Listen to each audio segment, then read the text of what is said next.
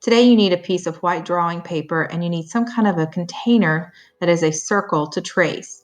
A lid will work, a bowl will work, something from the kitchen maybe you can find, and then you're going to need a black permanent marker. If you don't have one, use a black color pencil or a pen or a crayon.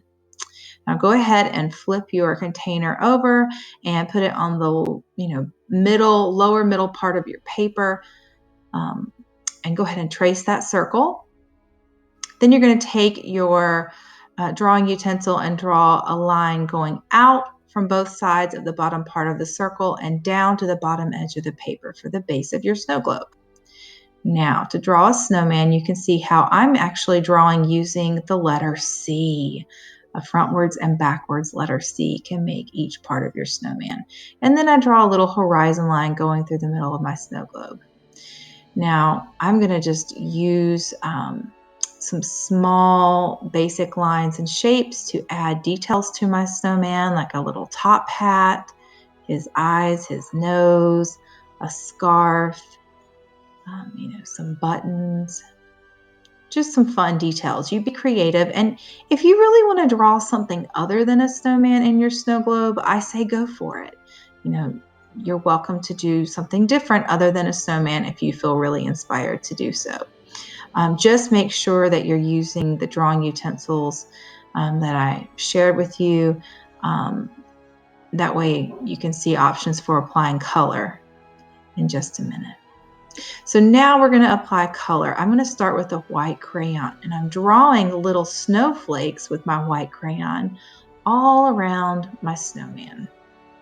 Now I'm going to take some watercolor paints, and I am going to paint around my snowman, not on the ground, but just in the part that's supposed to be, the sky. And notice how the water and the wax of the crayon do not mix, so my little snowflakes show up. Isn't that cool? Crayons are made of wax and watercolor paints are a water-based paint, so the two materials will not mix.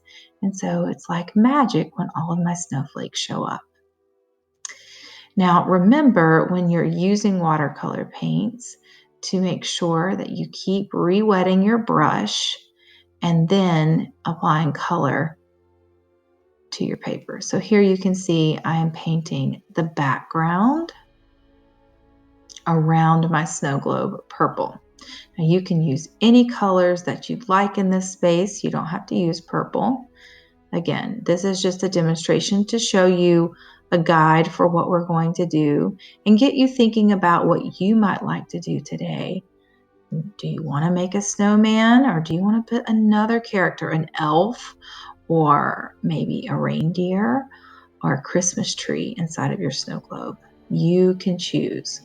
Also, if you don't have watercolor paints, don't stress. Another option can be to get a watercolor marker that is a washable marker, and get a sandwich bag and draw on the sandwich bag with a marker. Then take your paintbrush and your water cup and place water onto the marker that you just drew on the bag and create your own watercolor paints. So now you can see, even though I didn't use paints, I used the markers, I can actually, if it's a washable marker, create my own watercolor paints with the markers. That's a lot of fun. And if you don't have a paintbrush, you might try other tools like a Q-tip. Be creative and have fun. And remember that crayons are always just fine too. So we all have different supplies, and we just have to use what we have available to us. So here I am coloring in using crayons to add just a little more detail to my snowman inside of my snow globe. And now I'm all done. I hope you have fun.